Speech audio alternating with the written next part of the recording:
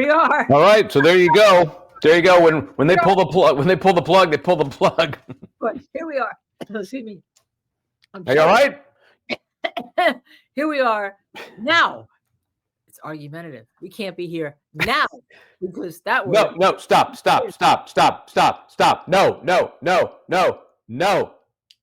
No. Oh man. So, Judge, but I want to go to sidewalk. Please, sorry, you'll understand why. Judge, this is going to help. This is going to help everybody. Yeah, Lewin, the savior. Yes, thank you for helping us understand the law in this courtroom. No, there's no speaking objections. Stop. Just stop. There's no speaking objections. Why are you going back at it? He can't help himself. He just cannot help himself, and it's amusing to the point of aggravation. I'll to that. Finally, at one point the judge said, "No, Mr. Tacopino has a right to have them hear it." But I think at the end of the day, the point was made that he said things all over the place, and it took them 9 months. What do I know? What did I know he said? It took them 9 months. Well, it's interesting. I mean, obviously, Tacopina has so much material to work with just holding that November 2023 preliminary hearing transcript and going through it to see how Reigh contradicts himself, doesn't seem to know what he knew so well back then. Now he knows nothing. Well, yeah, it's been 9 months. My brain, actually, it's been, 13 monnes, 14 months. Yeah, my brain is shot. Everyone says that the judge had enough for the day, and I think you're absolutely right. He really he pulled, but then Lewin has to say, "Well, we'll stipulate that's what he said. We'll stipulate that's what he said." Anytime they got into trouble, that he would jump in with some sort of weird clarification to try and save his witness. Right. Because his witness was. And I don't blame him. I get it. I don't blame him. Yeah. But man, it's a full-time job with this Reigh dude. And we haven't really started, but then where's the gut pointed? Where was the gut? Your head, your stomach? I don't know. Your hand? I was writing this all down. I don't know. I know. So was I. I'm just looking for my notes here. Go ahead. They're a mess. They're a mess. I can't. I'm glad I was sitting shivering in the cold. I don't know if I could have taken all day of listening to these guys. Congratulations to you for having done that. And Missy Mayhem and was on helping. Yeah, Missy may run screaming from the room. He says at one point, Reigh says, "You're trying to make it look like I had animosity toward him. I never had any animosity." I mean, just the way he's saying that sounds like he has animosity. I mean, he's just an angry sounding dude. Let me say something now. This may be inappropriate, but so what? The rap culture is built on this bravado, right? This machismo, this, hey, I'm going to shoot you, I'm going to kill you, whether it's fiction or not. To be then taking that cultural attitude into a courtroom, sitting on the witness stand where you have zero control, it's difficult for guys like Reigh, because this is not his environment. He is not in control, and now even what he's asking for in this case, whether it be the criminal or the sidecar civil, is being questioned. He's being challenged. And that's not a position that he's used to. And we're seeing it come out in this guy. Well, but except that when you were gone today, we had a discussion about the witness, Lil Woody, right? Lil Woody. Oh, Lil Woody, yeah. Just finessing about who got this better. It was clear Lil Woody knew how to answer because he was finessing. He was finessing. He knew what he was doing. He's also funny. And he's funny. And you can get by with a lot if you're funny. You really, and he is a funny dude, even when he isn't trying to be. Yeah. But Reigh is not funny. He's just angry. Yeah, he's angry. Well, I'd be angry too if I was seeing my $30 million going down. Well, yeah, that's right. I'd be really angry because remember, I know how to make money. That's what he said. I know how to make money. And it was a done deal. That money was coming. The money was coming. He thought the money was coming, and he thought it'd be coming even more. But then they took 9 months even to think about going ahead. I mean, oh my goodness gracious. I thought Joe Tacopino did a marvelous job. He stayed with it. He let Reigh squirm in that witness chair. He didn't give in to Lewin. And Lewin's never had an attorney that he hasn't had his way with, right? Or a judge hasn't his way with. The judge a few times sustained objections, but mostly overruled them.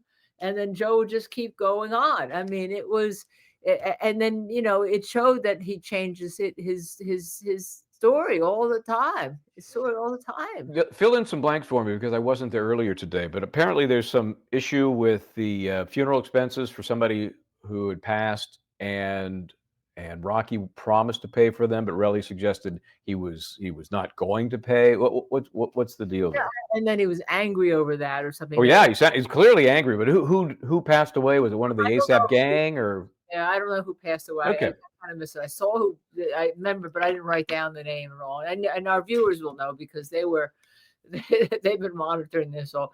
But he was angry about it. But it's a question about did he really promise? Was it somebody? Was it this really just making things up? Or was this really making things up to cover for the texts, right? That he was sending, right? To make the text fill. Kristen Vasquez has a question. How do you think the jury feels when the witness is asked a question? He says, that has nothing to do with the case. He's objecting. He's objecting from the witness stand. I object. That's irrelevant. 352. Yeah, he's getting an education. But he's, at some points, I tell you, he's sounding like he's running the show, especially when they were looking at that video most recently. Run it back. Play that back again. Play it back. And Tacopina did, a few times until the judge finally said, all right, enough. We're going to move forward now. We're not going to look at that again. And that video, of course, is causing as many problems as it's helping because you can't see, it's the parking garage video.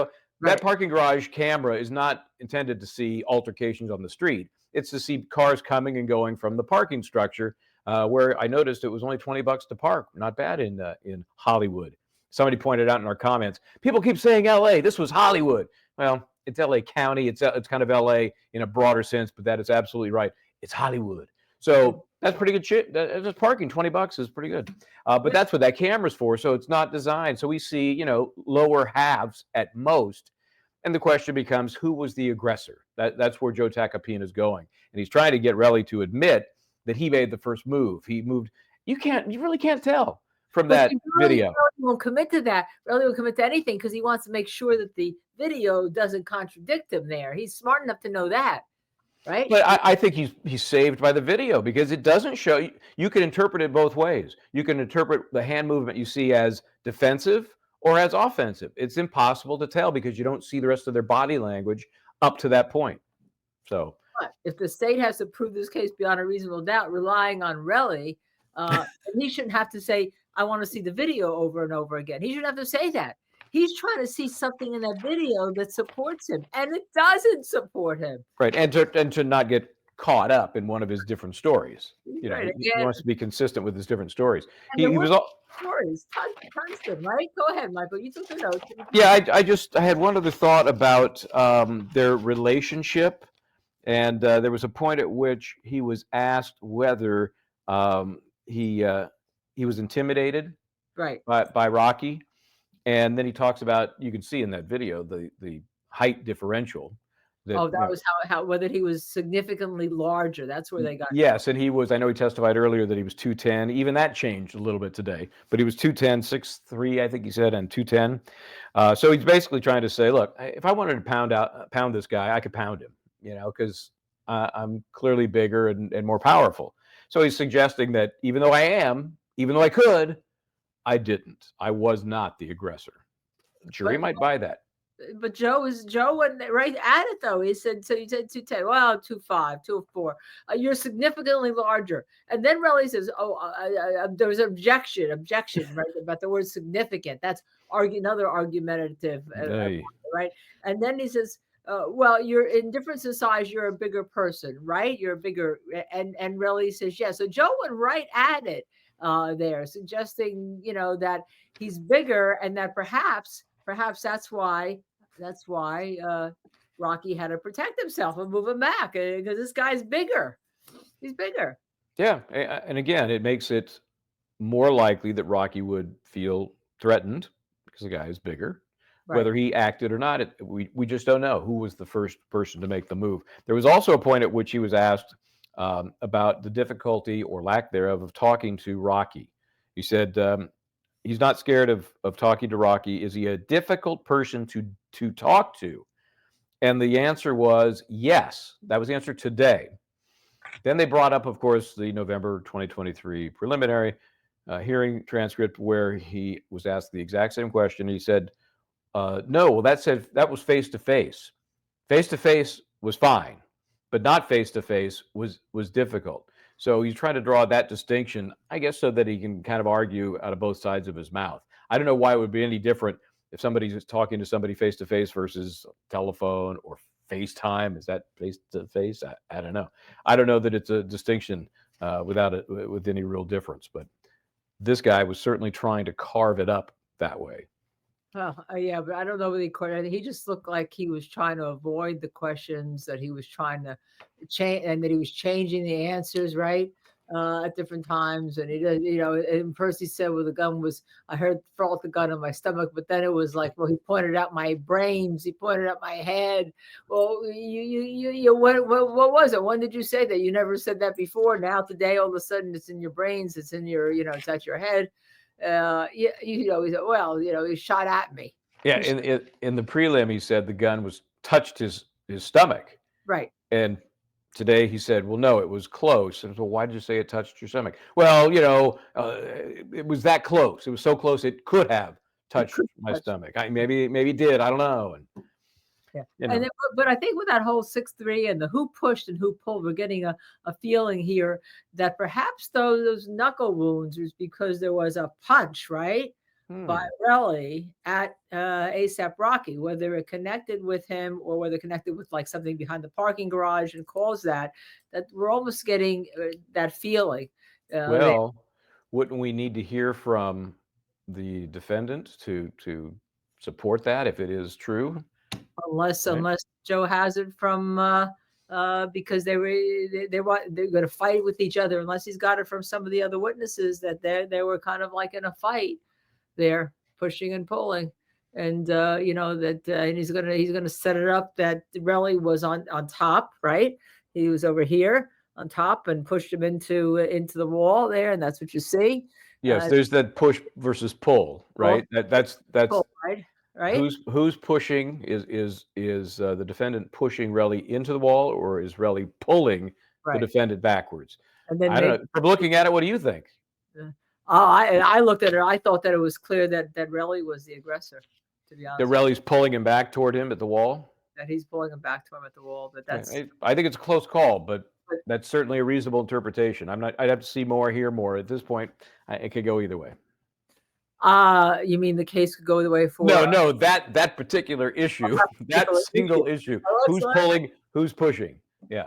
Yeah, but that's what the prosecution needs. The prosecution needs them to get caught up in like that type of little bit of an issue, so they can argue that they've proven their case beyond a reasonable doubt. I don't see how they get there. We're not done. We are just at the beginning of Reigh. We're not done. Even if you construe that one little moment in the prosecution's favor, it doesn't get you there. It's just something, right? Right. And we've got all day tomorrow, and that Joe Tacopina, who I thought did a very good job today, he took his time. He didn't get baited. He was prepared with everything. He handled he handled Reigh. He handled Lewin. The judge kind of likes him. He handled the judge. I thought that for everything that when people don't like Joe, I thought his style today was just terrific. And he's going to take all day tomorrow. There's no way he's going to let the prosecution go into the weekend and having a redirect. With their redirect, yeah, probably true. And then they can't talk to him over the weekend too, and let Reigh, not officially. Who knows what might really happen? Some agent of an agent of an agent. We have some questions here that we haven't gotten to. I know you were doing so many of them today. So many of them I forgot. Do you know who's working with Joe? Who's working with Joe? What other attorneys? He's got one of his attorneys, and then he's got local counsel. Who used to work for Bob Shapiro. Okay. They're very, they're not second, third, fourth chair. They're really, it's Joe et al, right? There's nobody else stepping up. There's no one stepping on.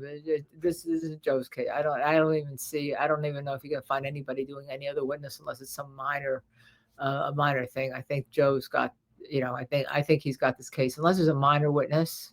We don't have the witness list, right? Right. And I know they pared it down. Yeah. I don't know if that 2-week estimate is going to stick as long as Reigh has been going. We have a question about Karen Reid, which we can get into. Obviously, I'm on the road here in Canton because tomorrow is one of many hearings in the Karen Reid case.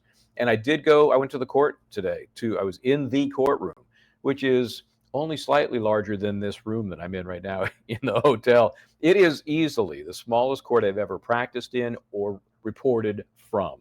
Wow. It's very cool. It's almost like a movie set because it's almost theater in the round. The way they have the pews, I call them the pews. Yeah, it's no church. It's no church, but they're kind of diagonally spaced, only about 3 rows on each side. They don't hold that many bodies. And then they have the council tables, obviously, in the well, and then but it is all so close. It's like when people go to watch the taping of a TV show or SNL or whatever, what's the first thing they say? Oh, it's so much smaller than I see it on. That's what you would get the sense of when you walked into this courtroom. I have to say, I get there like 4:20. They close the courthouse at 4:30. And I'm just sniffing around. It's, I want to get a lay of the land. What are my odds of getting in tomorrow based on the size and how early people queue up? Very nice. Everybody was super nice. 3 bailiffs take me up to the courtroom. It's courtroom 25 on the 2nd floor. Nobody's in there. And they leave me in there for a few minutes just to kind of check it out. Then they come back in. We have a little conversation. I rag on the Judicial Credential Center, whatever they call it, out of Boston, the fact that we didn't get a credential. And I do understand why, again, because of the space limitations. But we've beaten this horse. We've beaten this horse many times. They should have just said that. Instead, they said we don't recognize YouTube as media. So they were super nice and very helpful in saying that the way it works is they have 10 seats for the prosecution team. And by that, I mean the non-attorneys, the supporters, I'll call them. And they have 10 seats for the supporters for Karen Reid. If the family, let's say the Karen Reid supporters show up and they have 8, well, those other 2 seats are the only seats that would be open to the public. Same thing if the prosecution someday has 9, well, there's 1 seat open to the public. That's it. So I'm going to get up early, queue up down there, just throw the dice. Who knows? But I'm so glad I got to get in the courtroom, see how this thing is laid out, understand how tight those confines are, and meet the folks there. It's a very cool, old, super old courthouse, and it's like very historic. So that was cool. Before we go on to what you did the rest of the day in this next question, I just want to point out, Michael, that we did have K Schmidt gifted 5 subscriptions. Yes. Okay. 5 subscriptions. And for that, we want to give you a big shout out, a big shout out, huge. And thank you very much. We've been so busy. We do have a lot of things coming up and hopefully spread the word. But and because of you, we're able to get on the road. Michael used his new Starlink today. There was a great picture, right? It really worked well. It was so easy. People were staring at me like, what the hell is this guy doing? But it's pretty cool. And then I'm sitting basically in the street, sort of, because that way it's public and nobody can give me a hard time if I'm on some sort of private property. But it worked. I thought it was flawless. It was so simple. Yeah. Oh, and thanks to Ms. Schmidt as well, or Mr. Schmidt, K. Schmidt, mentioning Rihanna, who was apparently in the courtroom again today, and gave me via TMZ and my buddy Harvey Levin there, the wardrobe that she was wearing, which of course, very important. I mean, I couldn't believe she was pairing those black pumps with that outfit, but hey, if anybody can do it, I guess Rihanna can. My black top I changed because it was. Did you? Is that your after 6 attire? And then I put on the earrings. I was wearing my flannel earlier today, but that was great. And Kay asked also, did you talk to any of the locals about the Karen Reid case? I assume definitely did, and they seem to line up on one of 2 sides. I'm so sick of it, I just don't want to even hear about it anymore, or they're supportive of Karen Reid. I've not talked to anybody supportive of the prosecution. Now, maybe that's just because they aren't talking and I didn't happen to hit on those folks. It wasn't a scientific survey. But the 2 sides were basically, I'm just sick of it overall, and Karen Reid is innocent. So now you went into one of the bars. Went into the waterfall. Talk Yeah, about your looks crawl. just like it does in the video we see, although it's less grainy and much. It's really not a bad place. That grainy video makes it look like it's a dive. It's really not. It looks like it's a bar I'd go hang out in. It's got a lot of TVs for watching sports and stuff. Not very big. Not very big. The video is somewhat representative in terms of the size. It's pretty straight. One shot and some extra seating on the what looks like the backside of the bar if you're looking at that video. But that's it was a nice little place. So Did you go into the first bar, the I didn't McCarthy? go into McCarthy's. I didn't get back over there. That one looks, at least from the outside, more like a pub kind of feel, and it is called McCarthy's. It's very dark in the front. And I'll have to get in there tomorrow to see if it looks on the inside like I feel like it might from the outside. Dark wood and low lighting. Like I said, kind of a pub. You posted 3 videos. The first one we talked about the pub crawl, and you went. How long did it take you to get from McCarthy's to the waterfall? Yeah, I didn't retime it on the video. The video was only 4 minutes, maybe even less. So I would say 2.5 minutes. And I was walking pretty casually backwards at times to get a different camera And angle. that was walking. You weren't. Excuse me, as I wipe my eye. You weren't. This is what happens when I put makeup on in a hurry. You Crash. dotted your eye, did you? Out of my eye. Okay. You were walking. You're not driving, right? Yeah, no, just walking across the street, and a very busy street, as we could tell when I was out there during the lunch Q&A. It's a regular freeway. Yeah, right. It's across the street and then down about a block-ish, maybe a little bit more. So yeah, so you can stand at McCarthy's on the sidewalk and see the waterfall. It's very close. That's why I mentioned in my little walk. I wasn't sure why it took 24 minutes, based on the timing information that we're aware of, to get from one to the other. I mean, maybe, we know that they were having issues from the text that they exchanged that morning. That they hadn't been getting along for a while. I think is one of O'Keefe's notes. So, maybe that walk for them wasn't like it was for me, unobstructed. Just I'm going from here to here. Maybe they were talking, they were, stopping and arguing, or, it took them longer to get there. And I'm guessing they had things to talk about en route because they were with people in McCarthy's and then they were with people in the waterfall. So maybe this was the chance for them to have some quiet time and chat. Or they were walking with people. I don't know. Were they supposed to be walking alone or together? I think the two of them were alone, but people were trickling in and out. I mean, as we know, the cast of characters in this thing, you need a Venn diagram to determine who was with whom at what time. So I don't know if I should give you your Fifth Amendment rights, but he wants to know, did you have 10 drinks? No, I had 0 drinks. I didn't have the 5 that again, Karen Reed was served 5 drinks in the hour and a half that she was at McCarthy's. We don't know how much of those she drank. I think there was some testimony, but I get the sense that everybody involved in this has a very high tolerance for alcohol, cops and civilians alike.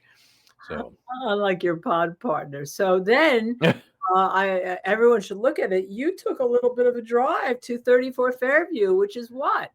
Yeah, I was curious first of all just to take the drive, and I did, and then I said, real time would be more helpful. Maybe people can just kind of see what it was like and imagine making that drive that night, maybe after 5 drinks. I don't know, but it's a pretty uneventful. I think it took me 4.5 minutes. It's says 5 on most of the like on Waze or on Google Maps. Pretty straightforward shot, and the neighborhood we heard so much about in the trial that it was cool to see it, and the different street signs that were referenced by different folks, how you can only turn left onto Fairview coming from the direction of the bar. So yeah, it was good. It's very good just to put that all in the proper frame. We've had some comments, and I've been back and forth with one of our chatters, and I lost the name. I apologize. Kristen, I think it was, or Christina. Kristen. I was making an issue out of this Apple info that suggests that John O'Keefe went up and down 3 flights of stairs in various segments, I guess. Right. And this comment was, well, hey, that was because Karen Reed did a 3-point turn at some point in the road on the way there, because we know she didn't quite get a direct beeline. And having been there, most of it's flat as a pancake. It is just flat.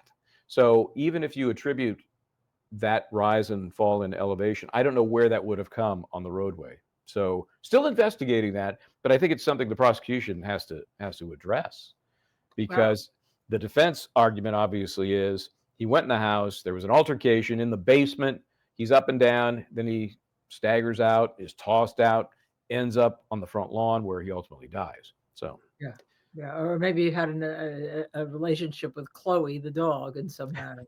A relationship? Is that what you said? Okay. Well, I don't know whether I was trying to be Lil Woody or whether I was being really. Yeah. Quite the relationship. It didn't end well, I'll tell you that. That was the case. It didn't end well. But then you parked the car. I saw I watched all your videos. You parked the car. Where? And did you get any reaction? No, it was super quiet in the neighborhood itself. Just, I don't even know if one car ever passed in the time that I was there. Nobody walked by, no bicycles, nobody.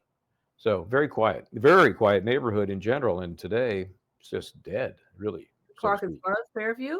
What's that? Did you park in front of 34 Fairview? Yeah, I was right. I was in the bushy area next door, so that I could shoot across the property and get a perspective there, because the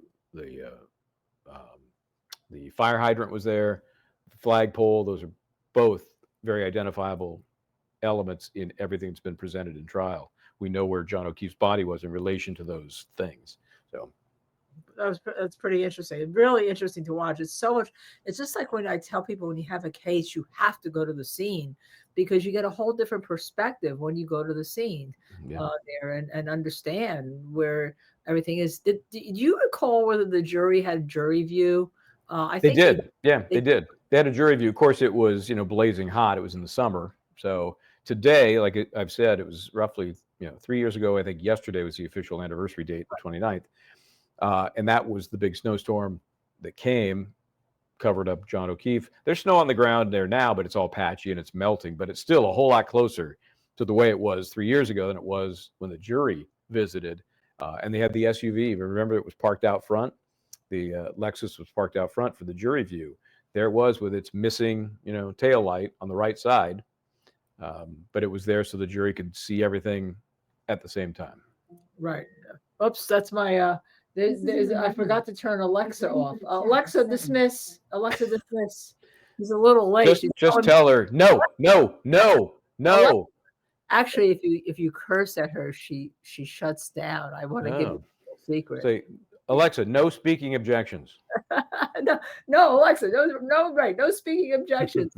Thank you, Alexa. I should see if I can program that in. She's a little late. That was her reminding me that we had a show at 7:00.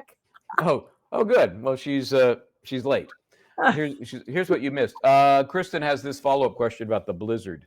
Do you think someone could walk from the waterfall to the home where the owner of the pizza place lives? I'm trying to remember that exact location. To be honest with you, I can't remember.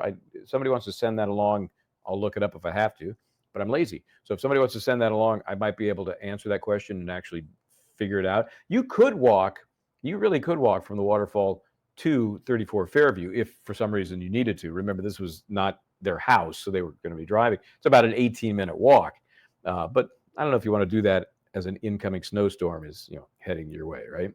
That's a really good question. By the way, man, it was I learned that when somebody was here and told my Alexa to shut the F up, and I said, and it rebelled. And then she goes, like it's like just shuts down. Hal, I can't open the pod bay doors. That is from 2001, A Space Odyssey. The pizza place, remember, it was owned by a friend, and so they were going to go there after hours. And I want to say it was D&B, but I think that's wrong. So I'm going to have to look it up. But that's the distance that we're trying to figure out. Now, did your phone register any inclines? Did you look to see whether you registered any inclines? Well, first of all, I don't have an Apple, so of course it's never going to tell me. But my brain did. And the only time there are any real inclines is I mentioned there's a number of waterways, and maybe just one that snakes its way around. You go over it a couple of times, but there's a slight incline as you go up and over the bridge, the abutment that covers that little river. Not a lot of elevation, really, at all. It's not like these are the mountains of Canton. It's pretty darn flat. Everyone's reminding you it's D&E Pizza, right? Ah, good. Thank you. It's owned by Chris Albert, okay? Yes. And D&E Pizza and Subs, as a matter of fact. And I think they have more than one. I don't think so, do they? I can't remember. I don't know. I wasn't at the scene. Well, you remember it from the trial before, because that was their deal. It's like, how it ends when the bar is basically getting ready to close, and you don't have to go home, but you can't stay here. And they were talking about, let's go and get a pizza because we know the owners, or they are the owners, and they'll just whip something up for us. So the kind of their way to keep the party going. Yeah, no, the crime scene didn't speak to me, and Alexa, I don't think is going to be speaking to me either, because I just, this was her chance to be on stage, and she missed it. Speaking about being on stage, though, I do want to say one thing, Michael. There was a we've been talking about this, and there was a big tragedy last night. Yes. That was just a plane crash, 62 people, the largest one in a quarter of the century in the United States. 14 members of the skating team, both from the United States and other countries, just annihilated, and in an accident that we all think we're all safe when we are 100 feet above the runway. But I have to tell you, from representing my wide body pilot, 67 now it is, thank you, my wide body pilot, Tammy Blakey, who was the first female captain of a wide body pilot, she educated me that the most dangerous times in a plane are the first 2 minutes of takeoff and the last 2 minutes until your wheels are on the ground. That's when you can get killed. So it was a real rude awakening for me, but it didn't surprise me that an accident took happen. But this is such a tragedy. It's always a tragedy. It's not much. It's horrible. It hasn't been since 2009 that we've had fatalities in a U.S. aircraft. And this, I'm a private pilot. I have an instrument rating, so I'm always keyed in on these kinds of things, and I'm wondering, okay, what went wrong? And if you look at the video where it looks like the chopper is almost chasing this aircraft, you start thinking intentional versus negligent. What was really happening there? But the more we've learned about it, the more it sounds like, and I've got a good friend who's an air traffic controller. They had one less air traffic controller in the tower than they should have had, and that one air traffic controller was actually handling 2 planes at once. Okay. Which is also unusual. And here's what happens when you're in the cockpit and you're talking to air traffic control, and you're in what's called VFR, that's visual flight rules. That means see and avoid, look out the window. You're going to be given cues, but generally your eyeballs are your best piece of equipment, compared to IFR, which is instrument flight rules, where you can fly in the clouds, in the fog, and you're just going on instruments, and you're really then relying on air traffic control because they got radar and they can tell you where people are. But what can happen is, as you are getting some sort of traffic alert from air traffic control, they might say, Cherokee 69 Echo, you have traffic at 11 o'clock. It's a commercial plane. And then the response should be, first of all, it might be checking, since you're checking. And then it might be, I have traffic at 11 o'clock, or I don't have the traffic. From what we hear in these radio transmissions, the helicopter said, I have the traffic.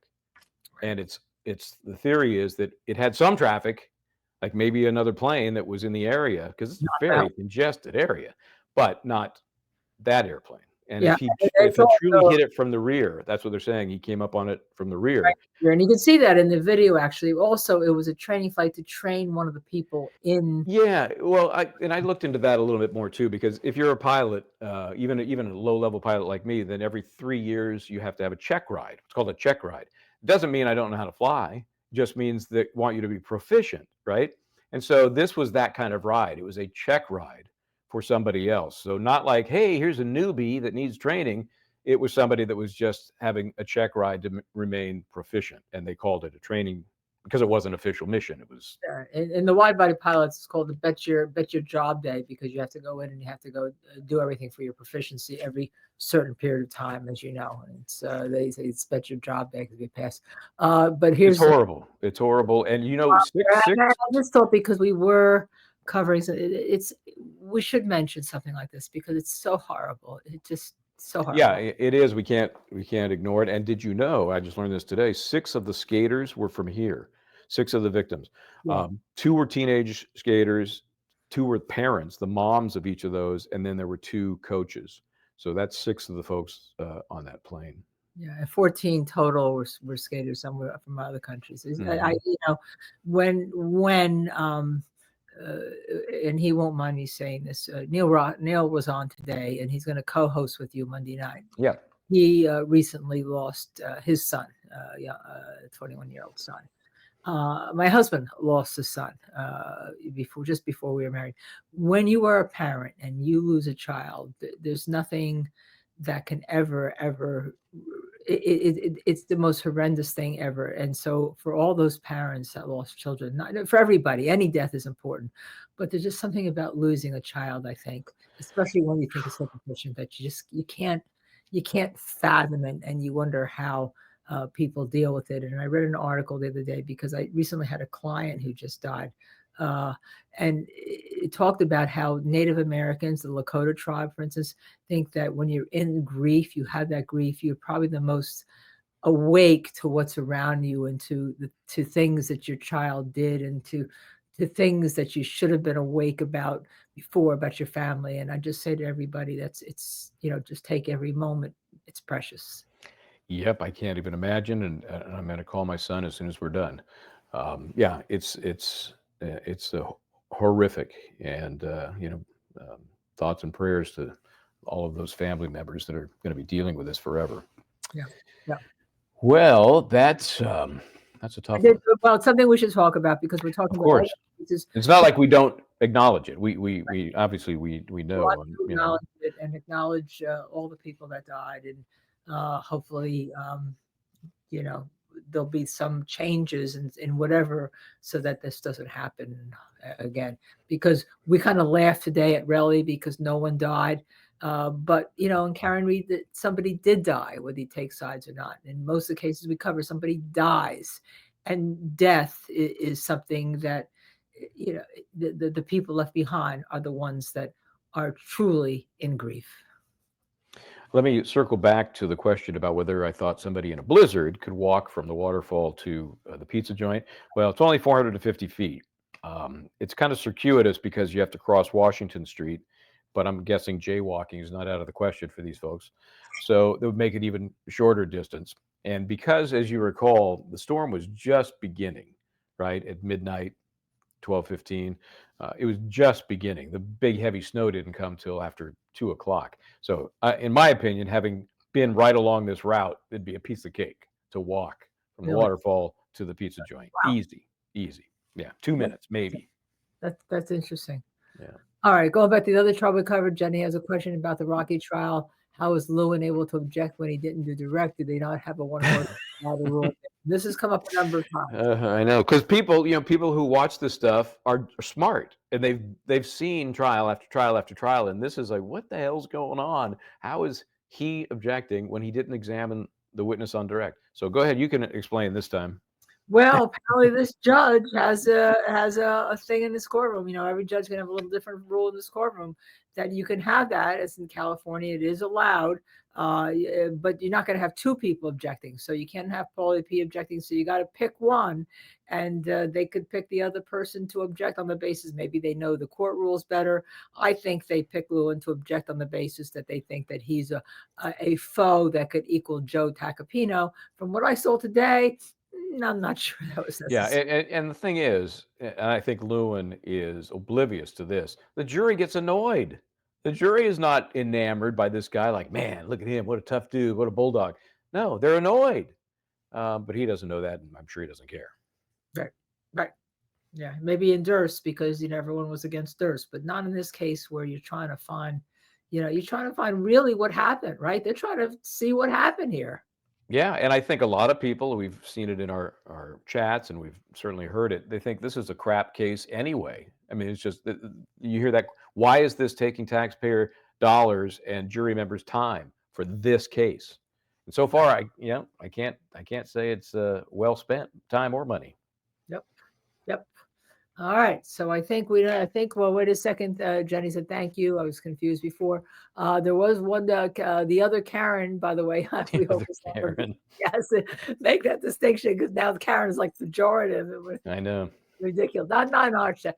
But do you think YouTube will recognize as media since President Trump has changed media criteria, allowing anyone who has media? I don't know. Massachusetts seems to be a place of its own, doesn't it?